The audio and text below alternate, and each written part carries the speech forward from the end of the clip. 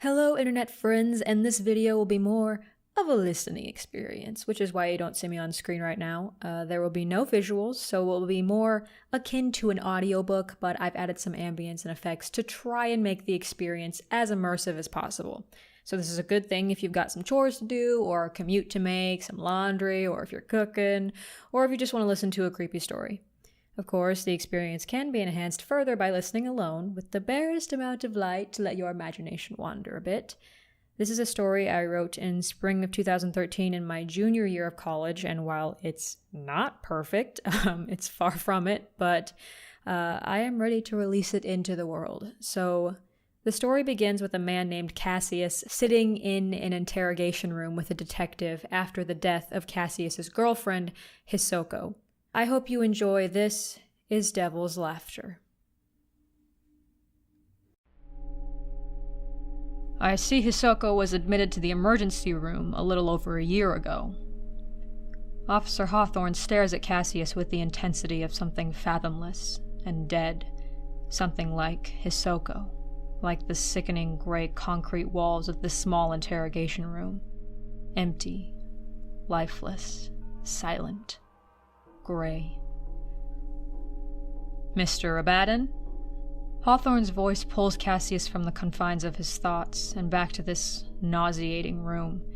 He clears his throat, the sound like sandpaper. I don't see what the car accident has to do with her death. Hisoko's final moments are still raw, the wound a gaping mess of red in his memory. The image of her body, ramrod straight as she leaned over the edge of the balcony, the twists of her limbs on the concrete below, the pounding in his head and chest.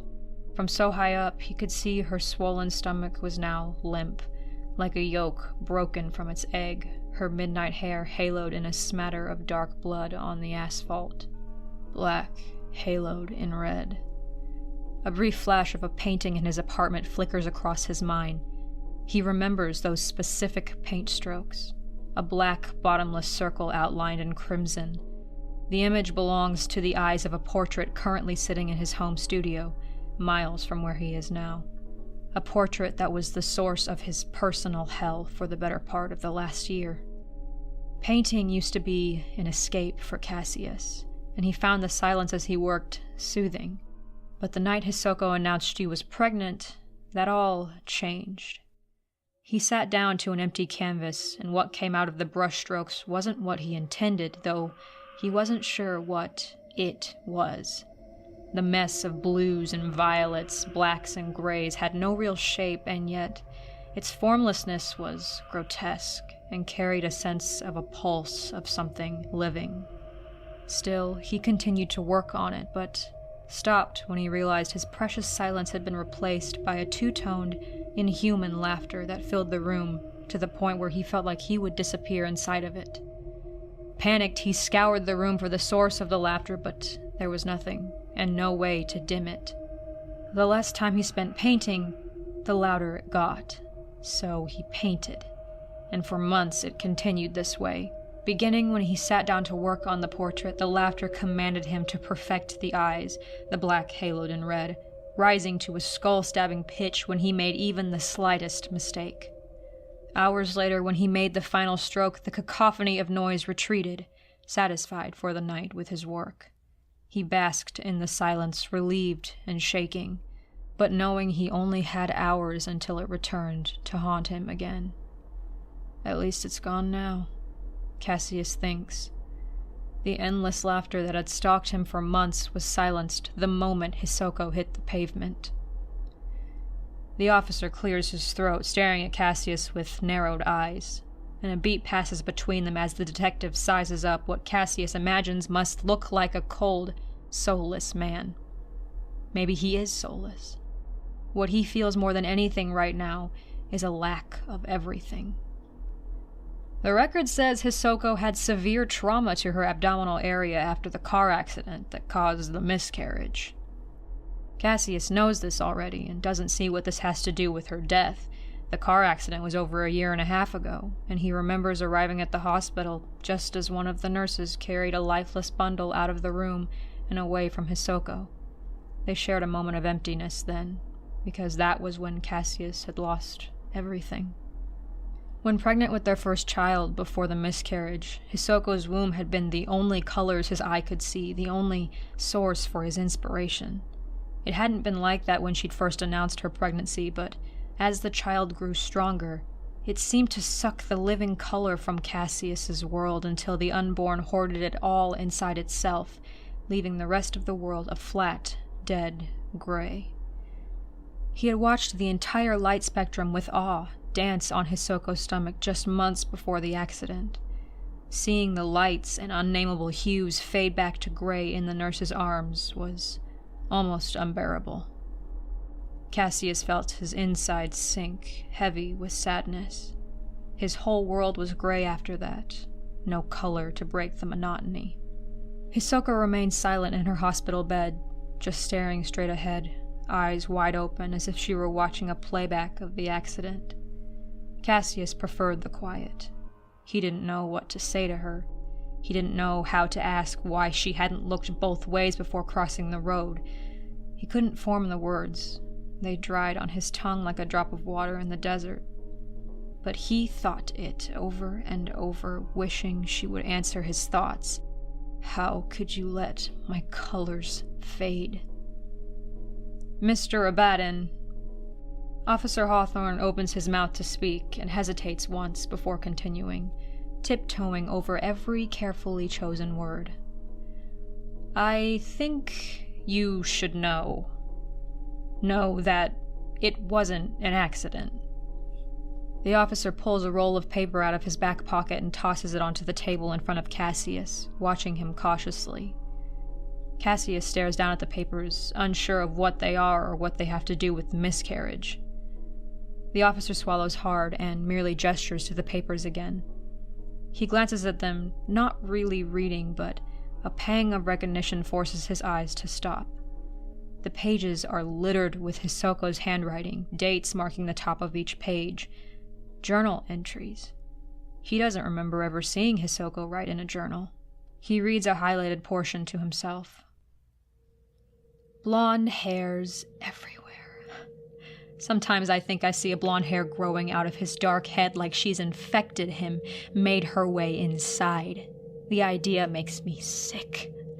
Like the scent of her perfume on him, something so sweet it turns sour on my tongue. He's failed to hide the lies from my ears, the tremor, the slight slip in his voice when he says, business trip or home a little late, has never fooled me. But I can't lose Cassius to her when his child beats me from the inside. A part of his soul is in this child and another part with me. 2 is balanced, calm, and eternal. But he has cut off a portion for her. 3 is chaotic, unbalanced, and destructive. So I will put his soul back together so he can remember where it belongs. I will no longer be one with a man who has split his soul into 3. The words that fall from Cassius's mouth are insignificant because they don't change anything now. She walked into traffic on purpose. She wanted the baby to die. The officer doesn't offer condolences, merely continues as if Cassius hadn't said anything at all. Mr. Abaddon, where were you when Hisoko was hit by that car?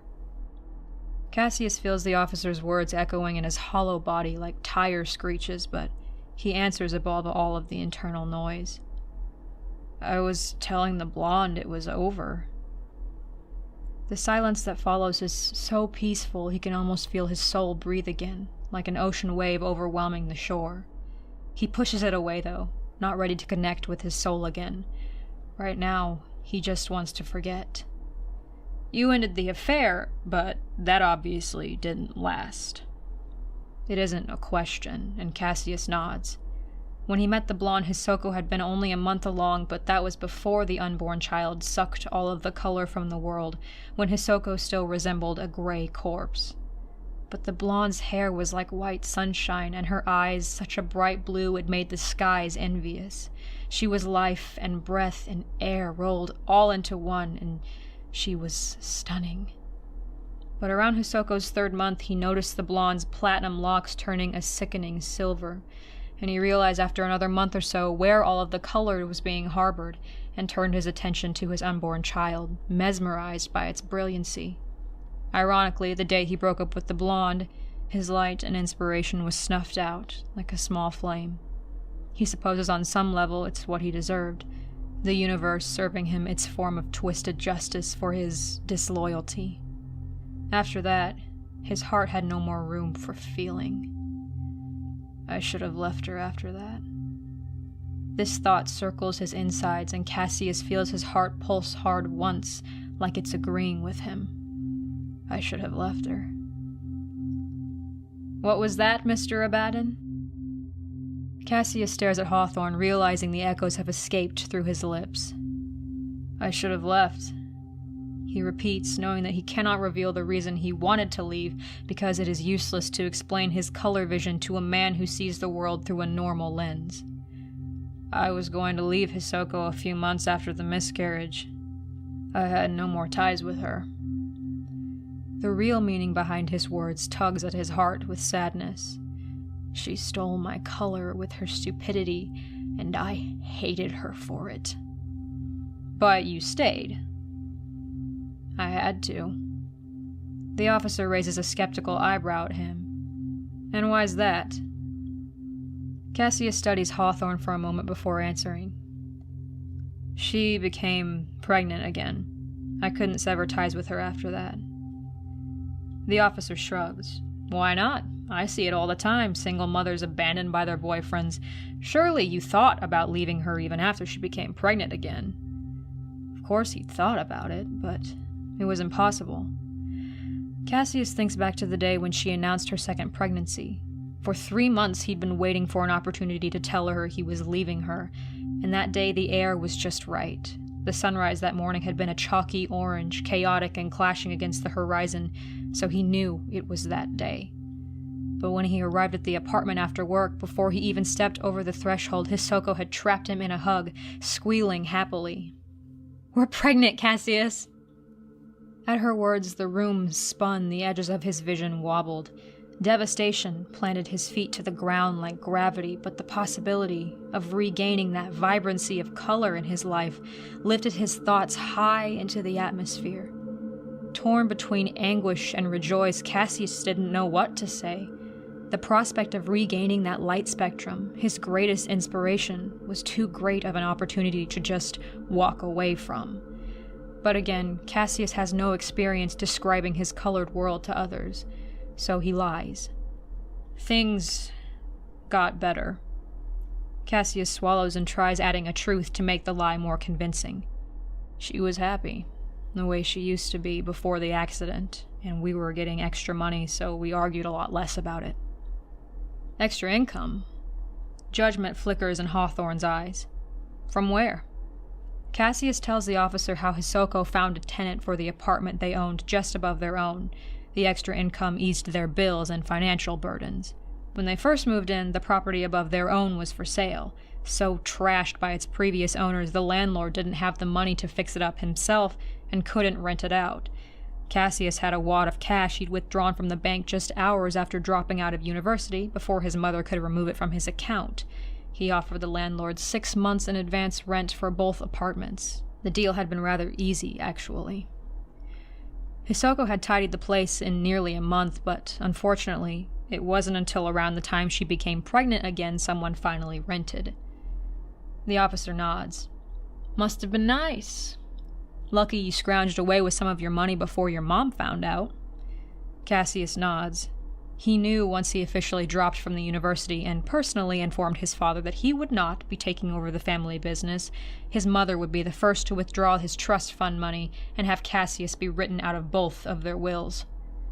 Tell me something, Cassius. If things got better...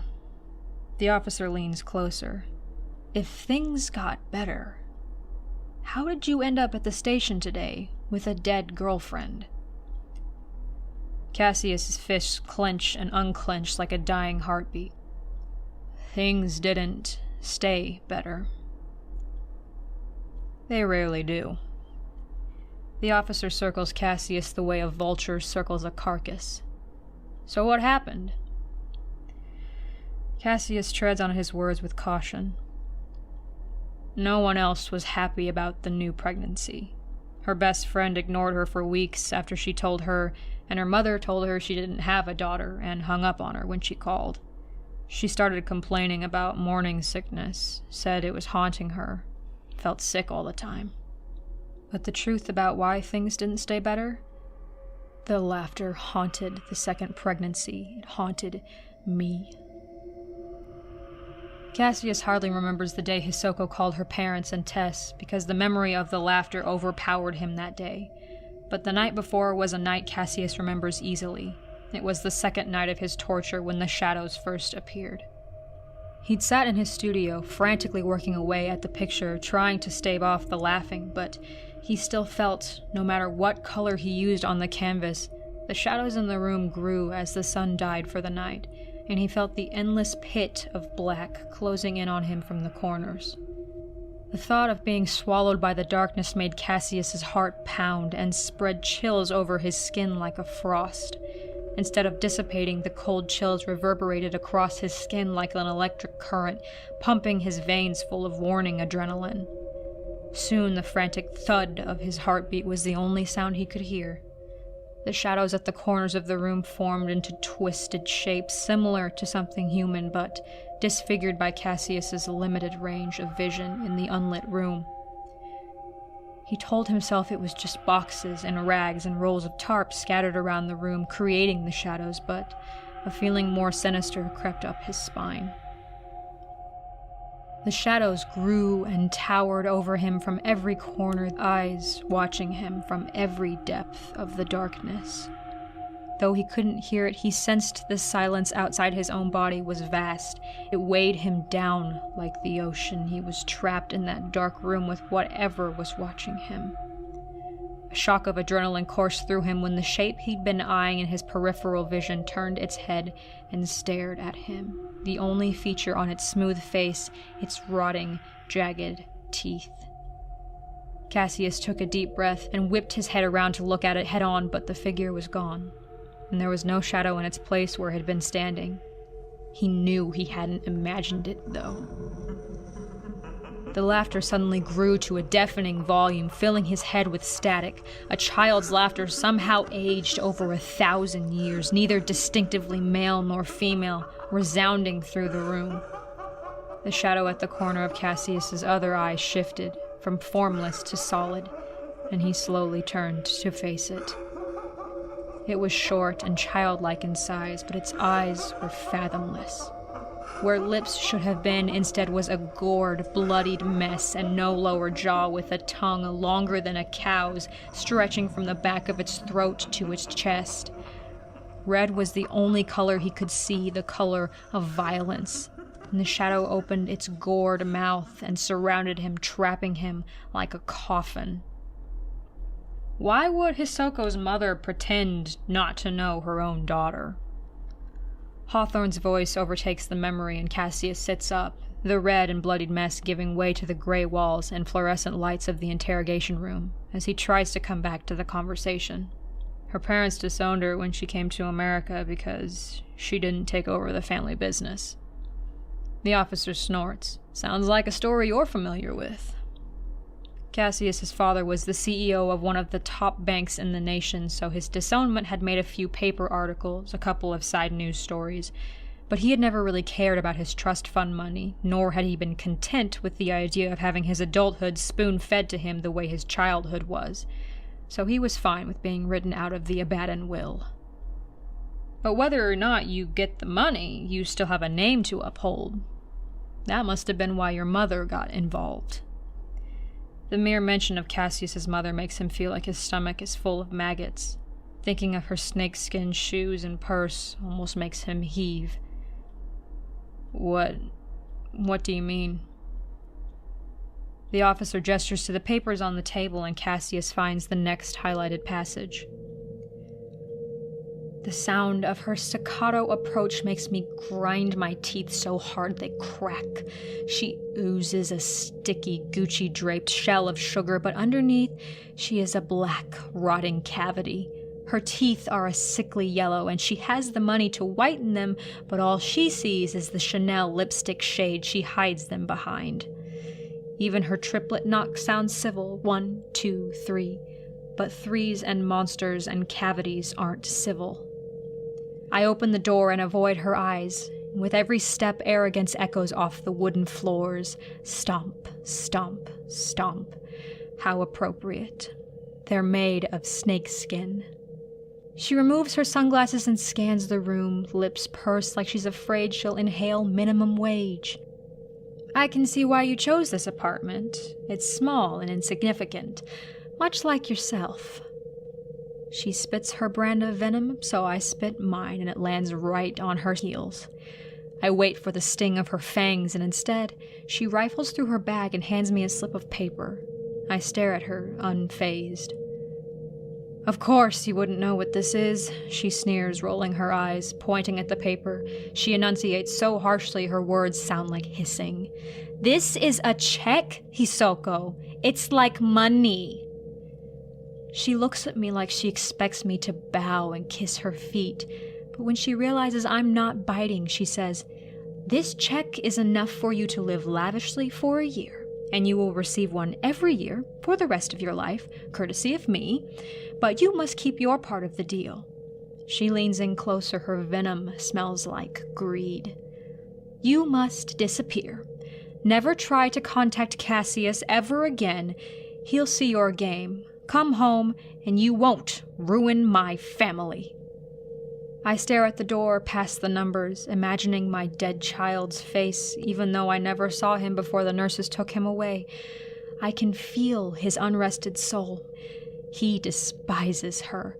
I can almost feel his hand over mine gripping the piece of paper. I smile at Cassius's mother like I'm agreeing, and she smiles back, taking the bait. "You have 1 week to disappear."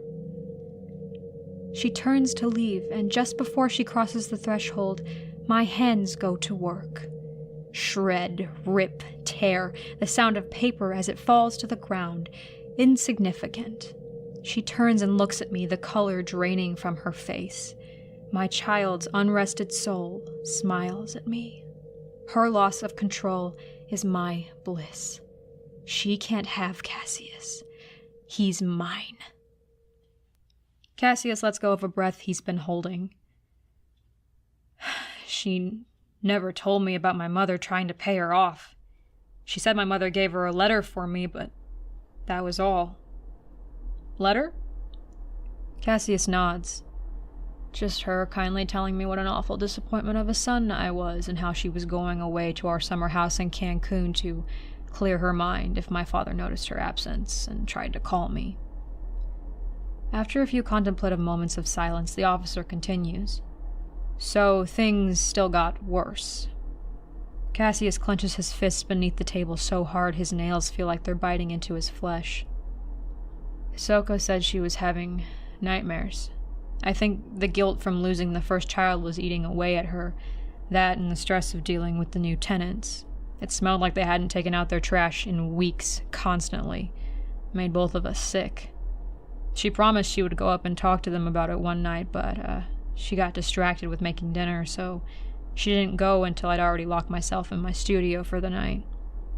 Did she cook often? Cassius finds this question odd, but nods. She cooked all the time. It kept her mind off of her job. Hisoko said she was squeamish, but she didn't want to quit because she was afraid she wouldn't be able to find another job. She sterilized surgery rooms during C-sections, making sure they stayed spotless to ensure a safe delivery. She said all of the blood and washing the doctors cut into the flesh gave her nightmares. She was particularly focused that night because she was trying out a new recipe, something that would cure her morning sickness or something. What was this cure, if you don't mind me asking? Cassius tries to remember the one time Hisoko explained it. He found that if he swished the stew in his mouth, the sound almost drowned out the laughter, and on top of that, his other senses were being assaulted by the smell from upstairs. The yellow broth triggers his memory. Some sort of veal, Cassius says. She said the calves were raised on a special kind of herb, and something about the way it was digested in its stomach and distributed through its body pushes back the acidity in a human's stomach when it's eaten. He chews at the inside of his cheek, brows furrowed. Interesting. And she learned that from a friend. Did she learn it from Tessa? No, that was from some of her friends she left behind in Hokkaido. Tess was the one that ignored her after she became pregnant again. It must have bothered Hisoko, her best friend, ignoring her. They tried to make up. Cassius remembers a day marked on the calendar, circled with a red marker, the words Tess next to a smiley face. Hisoko was 6 months along, I think. Her stomach was pretty big at that point. She invited Tess over for lunch, seemed surprised Tess even agreed to it. Excited, too. Something Cassius says makes the officer's eye twitch, but he isn't sure what. He gestures to the papers again. Turn 2 pages. Next highlighted passage. Cassius ignores his irritation with the officer's avoidance, but reads anyways. Tess came by today, and I knew something was wrong the moment she walked in. Her smile was small, not radiant like usual. I could see her secrets in her flitting eyes. My unborn sensed Tess's hidden words, too. I asked about her family, how her modeling was going. She smiles and nods wordlessly, almost like a wind-up toy, until finally her spring reaches the end of its coil and she snaps. Hisoko, I think you need help. This is her true intention spilling from her lips, so I listen carefully, memorizing every detail. I know you're really upset about losing the first child, and yes, Cassius betrayed you, but you can't play games with people like this. You can't keep him like this. Laughter bubbles up from my stomach, and soon the sound echoes throughout the entire apartment. When I felt her judgmental blue eyes on me, I turned to face her, wiping tears away. You're sad, Tess. You're still in love with him, but you just can't accept the fact that he's moved on. A few tears escaped from her shame-rimmed eyes.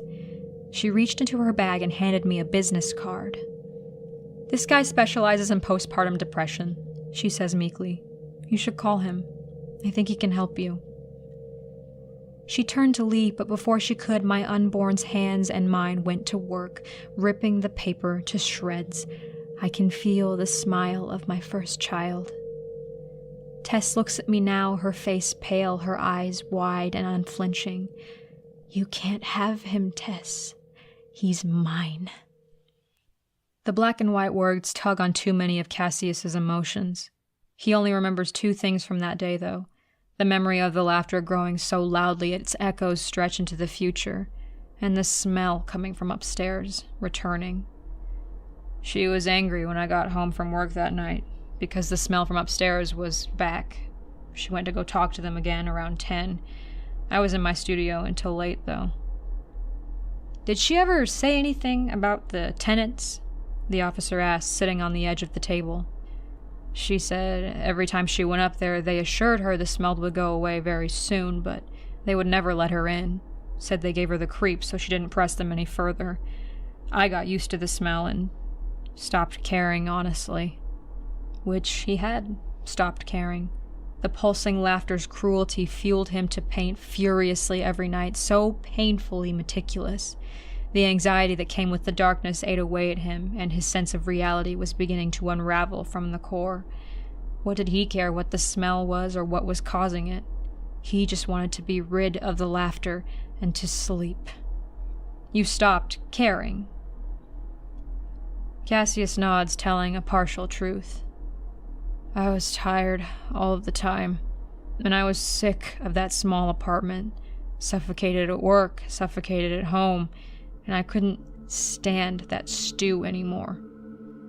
But then he saw her again, and he knew then where the color had gone. That same blonde hair, blue eyes, so vibrant she was the ocean and the sky reflecting one another. In the brilliancy of her light, the laughter retreated to a mere manageable pulse. When she saw him, her eyes flitted past at first, but then she did a double take, and the electricity between them ignites just like the first time. He turned and followed her light, gleefully having his own laugh at the cowering torturer in the back of his mind. The officer studies Cassius for a moment before speaking. "That was when you began the affair again, with the same woman from before." "Yes, but like I said, things never stayed easy. A couple of months into the affair, she told me she was pregnant and that it was mine."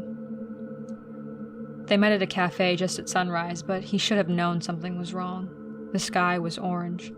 He remembers the pregnant words fell from her lips, and the second they touched Cassius's ears, the laughter broke from its chains, blasting his eardrums louder than ever. It was his punishment, he realized. The laughter's punishment because he had ignored his urges to paint for around a month. He stood up and walked away, but the laughter didn't dim, and from that night on, his nightmares were consumed by laughing children with no jaws, their waggling tongues mocking him. The officer stares at the floor for a while, silent, before asking, "Mr. Abaddon, did you misplace your phone this morning?" Cassius nods, confused. Before he can ask how he knows that, the officer reaches under the table and pulls out a large plastic bag with a tag attached, labeled Evidence. He drops the bag in front of Cassius, and, sure enough, inside is his cell phone. Cassius stares at him, still unsure where this is going. Hawthorne rolls his eyes and says, 4 pages ahead, Mr. Abaddon." Cassius flips to the page and his eyes fly over the copied words. "She stands outside the apartment almost every day around 3 o'clock in the afternoon with her brassy blonde hair and swollen stomach, waiting for Cassius to come out. I knew when the lies began again. The smell of her perfume sank into the walls again. But after only a month, the stink washed away. Cassius no longer had business trips or late meetings. He was home at 5:30 every day. But now I know why. The clock on Cassius's phone reads 10:09 a.m. Cassius is at work, and the woman stands there because I told her to, because the phone is in my hand, because I sent her a message. I really want to see you. We need to talk. Hisoko is out for the day. Come by the apartment around 10. Knock, knock, knock. So unashamed, unafraid of the soul she's torn apart, I feel the spirit of my miscarried smile. He knows it is time. "That was the last entry she made," he says, pulling the chair across from Cassius and sitting. "So what happened from that entry that led to, well, everything, Mr. Abaddon?" Cassius takes a deep breath and lets the memory flood from his mouth. He remembers walking through the door to the apartment after work, laughter blaring in his head like the screams of the damned echoing all at once. Hisoko was scrubbing the floor and the room smelled like bleach. And even with the smell of bleach, he could still taste the god-awful stench from upstairs. "I ran out of veal today, and my next order won't be in for a day or so."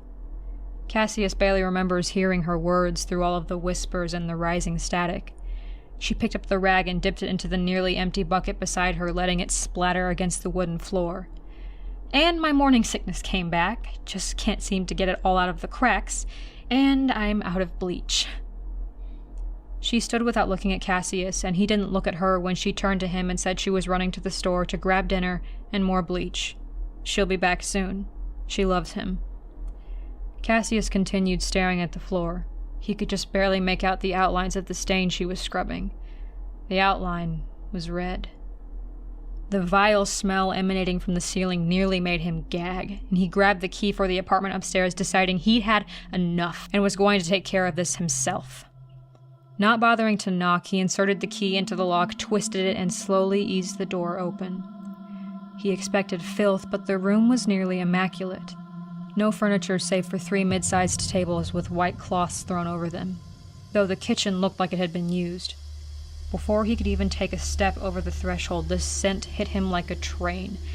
Now that he could smell it clearly, he knew what it was. Rot. As Cassius stepped into the apartment, he saw that under the sheets covering the tables were misshapen lumps. His whole body went numb, like he'd been encased in ice. His blood felt slower, heart pumping like he was taking his final breaths. What small shred of sanity that remained, nearly drowned out by the laughter, screamed at him to just turn and walk away, to not solidify the nightmare before him. But the stronger, less stable part of his psyche, controlled by the laughter, also had a rein over his feet, and he took cautious steps forward. His hand trembled as he lifted the first sheet, and at the sight of what was underneath, he stumbled backwards. Skin, bone, muscle, red and decaying, almost completely rotted away. He realized then that the body wasn't on a table but a metal gurney. Hisoko worked at a hospital which would allow easy access to old, unwanted gurneys in the morgue where the only witnesses were the ones who had no voice. His eyes flickered to just beneath the gurney and he saw two things: a Gucci handbag and a pair of heels that looked like they'd been carved out of a viper. Hisoko's handwriting on his mother's letter. All fake. All a lie. He reached out for something to grasp onto, but only came away with another white sheet which tumbled to the ground. Before he could turn away, he recognized the figure under this sheet as well. Even with the hole in her cheek gaping open, he still knew that face. Tess.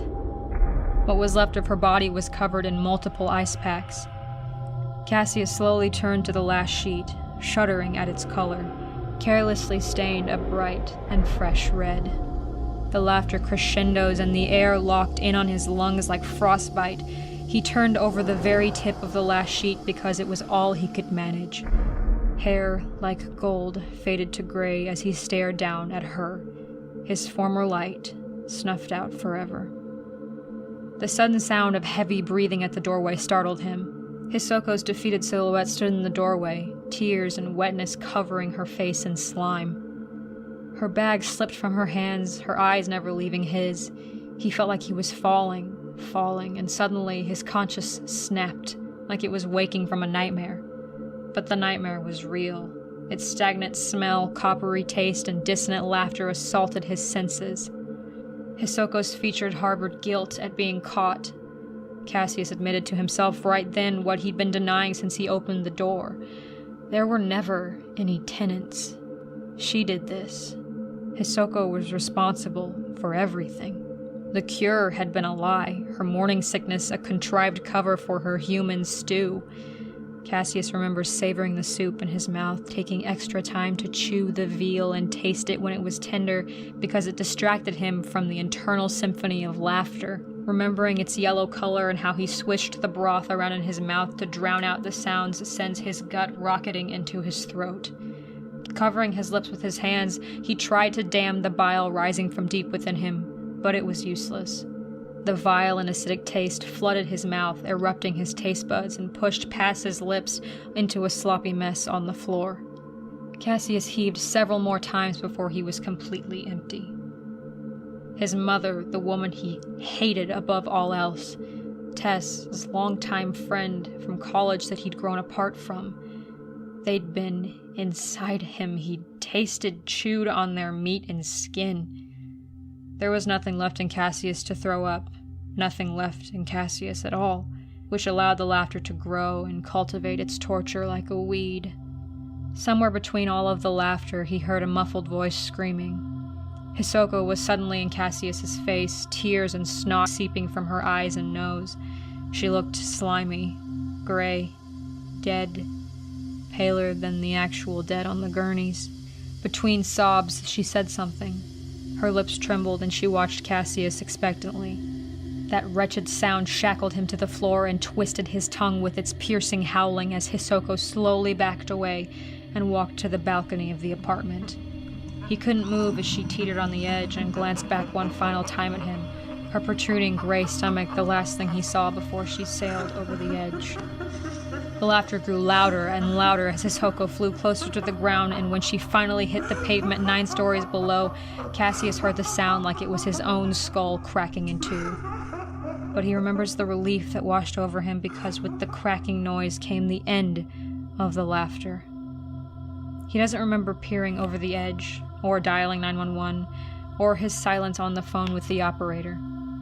Cassius doesn't remember dragging himself back down to his apartment and shutting himself in his studio, But he also must have done that because he does remember finally taking in the whole scope of the canvas he'd been tediously laboring away at for so long. It was the image of the shadow he'd seen that night, in the corner. Red-rimmed eyes, lipless, no lower jaw, jagged teeth, and a waggling, laughing tongue as long as a cow's. A demon in a child's cloak. Hawthorne hasn't moved the entire time. Cassius's emptiness from reliving the last few hours is so devastatingly real, he wants to shut it all out. One image stays in his mind, though. Her stomach, like a deflated balloon. The prospect of ever having color again is gone, even if this child hadn't been as bright as the last, but what does it matter? The child is dead. What was that, Mr. Abaddon? Cassius repeats what he thought he had said only in his mind, out loud. The officer hesitates before pulling out a small camera from his pocket.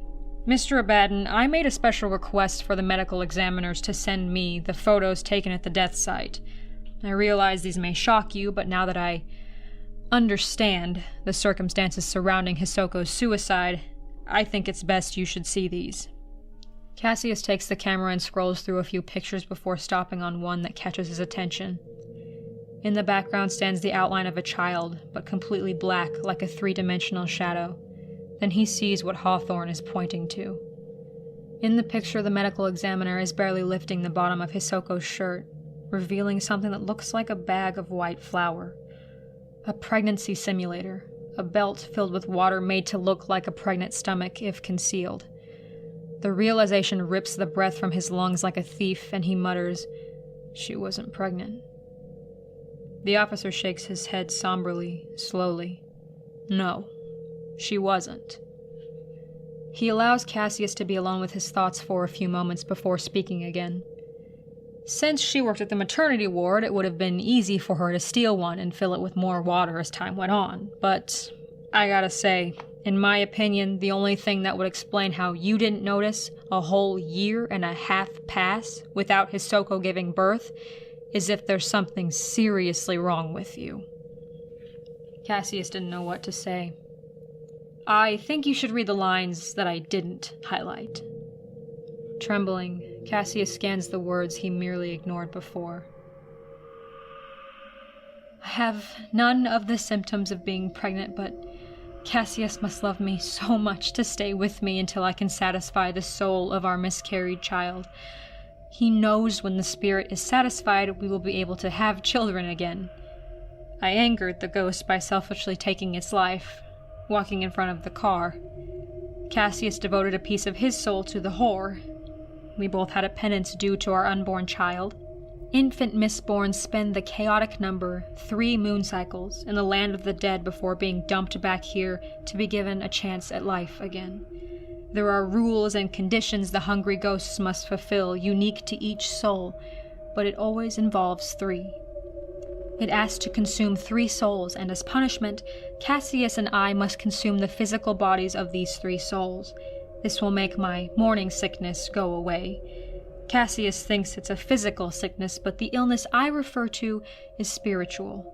The spirit of the child I killed haunts me, but once we satisfy it, he can enter into this world properly as a newborn. It will be loved the way I never was. I was supposed to stay hidden, like silence, like glances and forbidden midnight embraces in beds before marriage. I was a hushed bump, a hushed birth. I was my parents' best-kept secret, not allowed in the land of the living. My name means secret, because it is easier to whisper than shout. So I was silent, almost forgotten.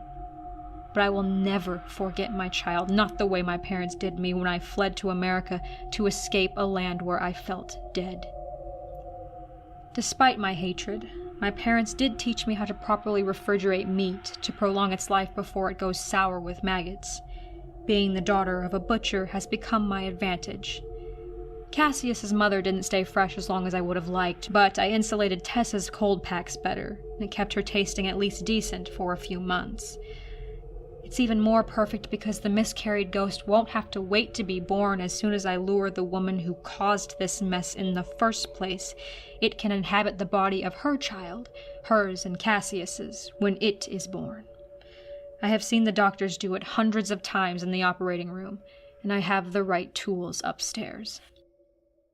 An unfamiliar voice interrupts the silence. A younger officer is standing in the doorway. The hospital called. The baby's gonna survive. He's in ICU, but they said Mr. Abaddon can come see him. Probably be able to take him home in a few weeks. The man leaves. Well, Mr. Abaddon, looks like I'll be escorting you to the hospital instead of a jail cell tonight. I don't understand, Cassius mutters, standing slowly. Hisoka wasn't pregnant. She wasn't, he agrees. But her third victim, the blonde, was. 8 months along, actually. Hisoka knew how to keep meat fresh, and from seeing the C-section at work almost every day, she would have had vast knowledge on how to perform one. When we found him hidden in the closet, your son had already been cleaned of blood, but he wasn't breathing easily. We called a bus and rushed it to the hospital about a half hour after you made the 911 call. Cassius feels his face grow colder, like he's back in his studio gazing at the portrait, the demon-child hybrid watching him hungrily with eyes of hellfire. The ride to the hospital is silent and, oddly enough, even the ICU in the maternity ward is eerily quiet. All of the babies are lying in their see-through boxes, like display coffins, asleep.